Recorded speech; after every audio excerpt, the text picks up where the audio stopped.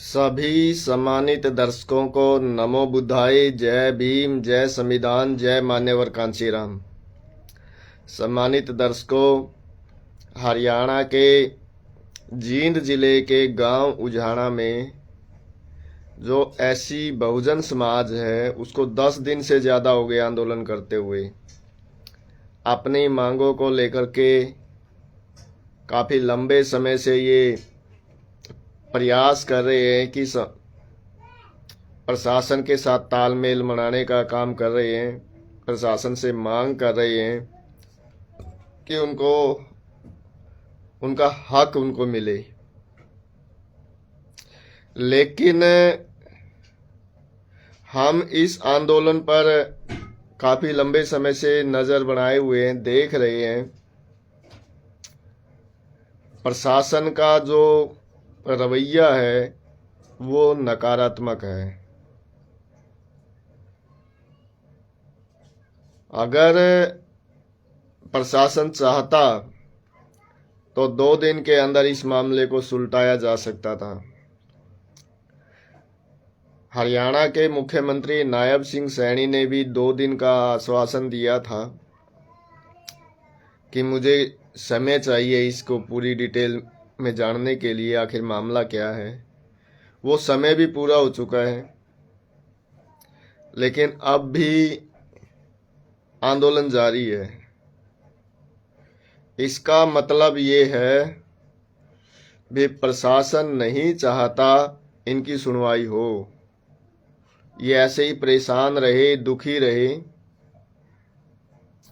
और अपने गांव वापस लौट जाए।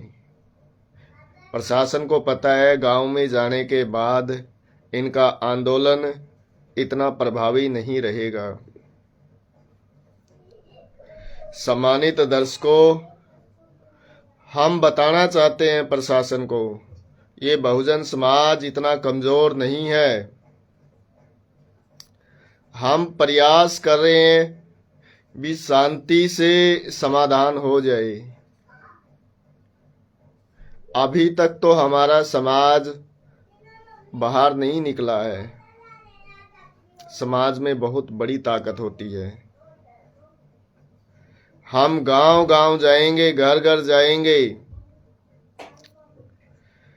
लोगों को जागरूक करेंगे कि ये जो शोषण है हमारा सिर्फ आज का नहीं है। सैकड़ों पीढ़ियां हमारी बीत गई ऐसे शोषण को झेलते झेलते। हम इस धरती के मालिक थे, हमारे पुरखे मालिक थे, मूल निवासी लोग थे हम। आज हमें अपने ही मांगों को लेकर दर दर भटकना पड़ रहा है। इसका कारण ये है कि हमारे को गुलाम बनाया गया था, अधिकार वंचित किया गया था।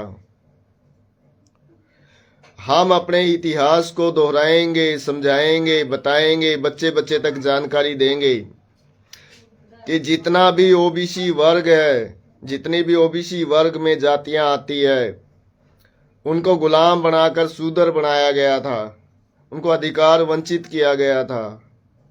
जितनी ऐसी समाज की जातियां आती है, जितना समुदाय ऐसी समाज का आता है, उनको अछूत बनाया गया था।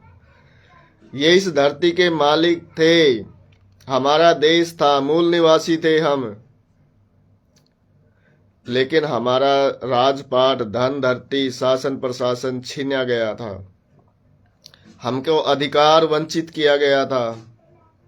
हमको आर्थिक, मानसिक, शारीरिक, सामाजिक, धार्मिक गुलाम बनाया गया था। ये जो व्यवस्था है, गुलामी की व्यवस्था है। अब जरूरत है हमें अपना पुराना इतिहास जानने की। हमारे जो पुरखे थे वो मूल निवासी बौद्धिस्ट थे, बौद्ध परंपरा को मानने वाले लोग थे। आज हम उस बौद्ध परंपरा को भूल चुके हैं। हमारा जब 10 पीढ़ी शासन था तो इस देश को सोने की चिड़िया कहा जाता था। 56 लाख किलोमीटर का हमारा क्षेत्रफल था। आज के 15 देश जो हमारे से टूट टूट के अलग हो चुके हैं, उसका कारण ये मनु अवस्था थी, मनुवादी व्यवस्था थी। और वो दिन दूर नहीं है जिस दिन हम इस गुलामी की व्यवस्था को छोड़कर अपना पुरखों का जो धर्म था उसकी ओर लौटेंगे। हमारी बातचीत चल रही है समाज के लोगों से। नरवाना के अंदर अगर ये समाज का के ऊपर इसी प्रकार अत्याचार होता रहा तो हम गांव गांव जाकर जितना भी ओबीसी समाज है, एससी समाज है, उसको जागृत करके बाबा साहब की जो 22 प्रतिज्ञाएं हैं उनको दोहराने का काम करेंगे। धर्म का कार्य करने वाले हमारे जितने भी सरदेव भंते जी हैं, हमारे आसपास का जो क्षेत्र है, उकलाना से जो सरदेव भंते काशी रतन जी हैं, उनकी अगुवाई में हम उनसे भी अनुरोध करेंगे कि समाज का नेतृत्व करें और हजारों की संख्या में हम अपने बौद्ध धर्म की ओर लौटेंगे। बाबा साहब की 22 प्रतिज्ञाओं को घर घर तक पहुंचाएंगे, 22 प्रतिज्ञाओं को यहां दोहराने का काम करेंगे। प्रशासन अगर नहीं जागा तो बहुत बड़ा खामियाजा भुगतेगा। और जिस दिन हम अपने पुराने धाम की ओर लौटेंगे तो हमारी ताकत 1000 गुना बढ़ जाएगी। बौद्ध धर्म सिर्फ भारत का धर्म नहीं है, विश्व में 125 देश हमारे साथ खड़े हो जाएंगे। ये आंदोलन सिर्फ एक हलके का नहीं है, इसको राष्ट्रीय स्तर पर लेकर जाएंगे और अंतर्राष्ट्रीय स्तर पर लेकर जाएंगे। हम विश्व के लोगों को बताएंगे कि भारत में बौद्धों के ऊपर किस प्रकार अत्याचार हो रहे हैं, भारत की में रहने वाले जितने भी बौद्ध हैं उनकी संपदा को कैसे हड़पा जा रहा है, किस प्रकार हमारे ऊपर अत्याचार होते हैं।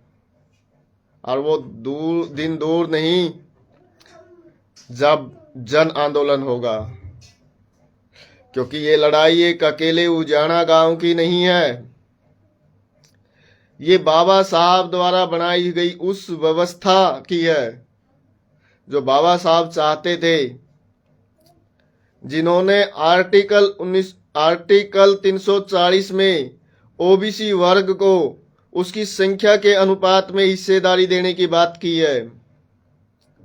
आर्टिकल 341 में एससी समाज को उसकी संख्या के आधार पे उसकी हिस्सेदारी देने की बात की है।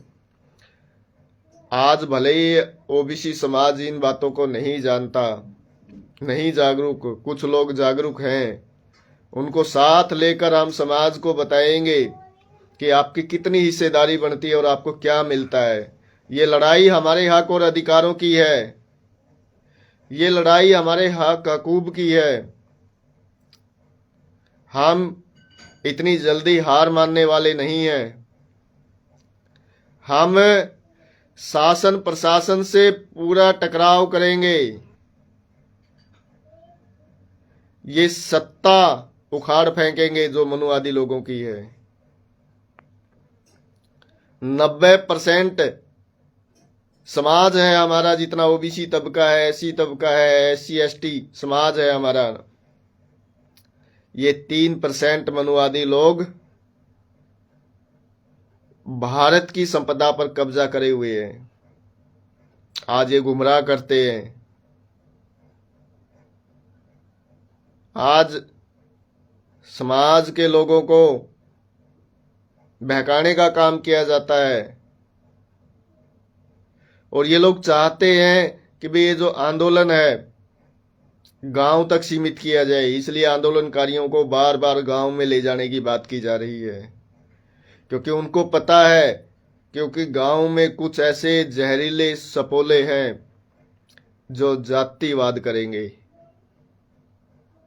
जो ऐसे ऐसे कमेंट पास करते हैं, ऐसा माहौल तैयार करेंगे ताकि इनको बाहर के जो दूसरे गांव के समाज का समर्थन ना मिले। अब वो लोग मजबूर हैं, क्योंकि ये आंदोलनकारी गांव में नहीं, नरवाना शहर में बैठे हैं।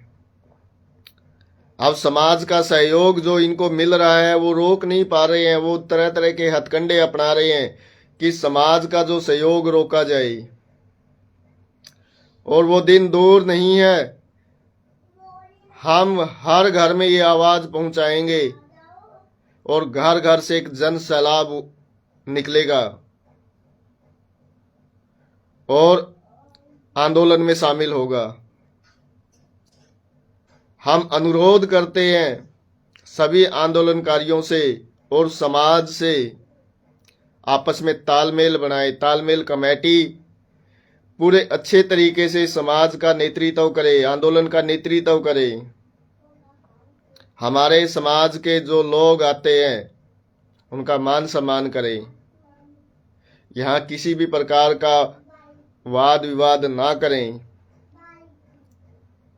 अगर किसी भी प्रकार का मन मुटाव है तो आपस में बैठकर उसको सुलझाने का काम करें।